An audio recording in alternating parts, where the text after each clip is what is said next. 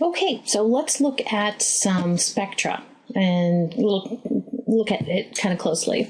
So just focusing on the simplest element in that single electron that may or may not be associated with an atom of hydrogen.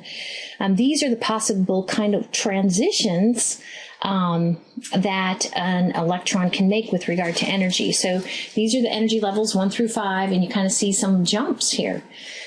So for instance, the big jumps you see here actually create energies here, and the shorter wavelength means the higher energy. So actually these, as it turns out, are shorter or higher energy than visible light. And these here are visible light. The M stands for meters, and in this case, N stands for nano. So these are all in lengths of wavelengths in nanometers. And then this over here, these are long wavelengths. You kind of see these short little transitions. This is kind of fun, and I think my slide come up here says basically these are where an electron has been excited to the point of being ionized or removed from the atom. Okay, so this then is this. Okay, so this is bright line spectra.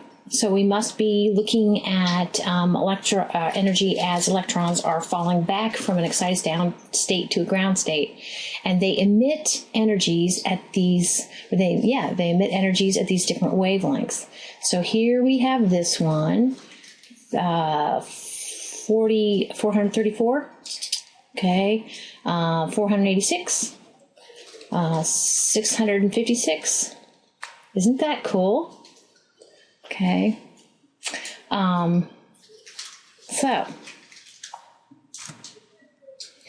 those would be, like the caption says, those would be too short to see. Those are actually an ultraviolet region of the electromagnetic spectrum, and these are infrared.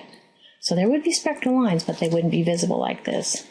In ionization state, up there, basically, the electron has been so excited that the electron leaves the atom. So this actually, can you kind of see the negative of the other one? This again is the same spectra. You can see, oops, sorry, let me go back. You can see here, this is for possible transitions for the hydrogen atom in the visible part of the electromagnetic spectrum. We see these two here, that there, okay? So, but instead of being Kirchhoff's second law, this is actually Kirchhoff's third law, where basically these are dark line spectra. These are where energies are sucked up at those particular wavelengths as electrons are excited.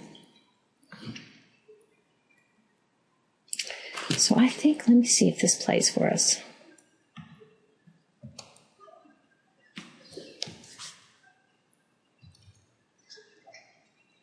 No. Okay, I give up.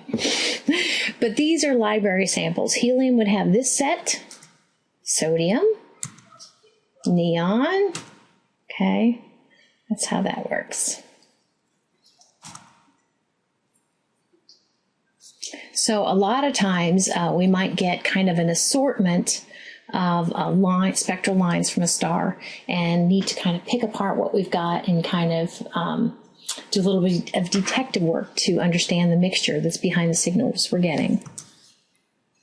And this actually is the first slide that we looked at in this chapter, and it's kind of a wraparound a little bit of looking at closely at information that is coming from our sun.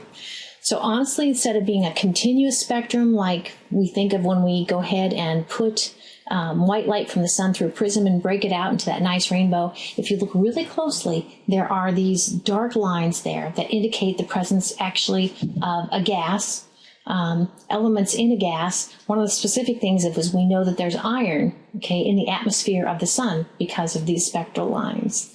So it's amazing.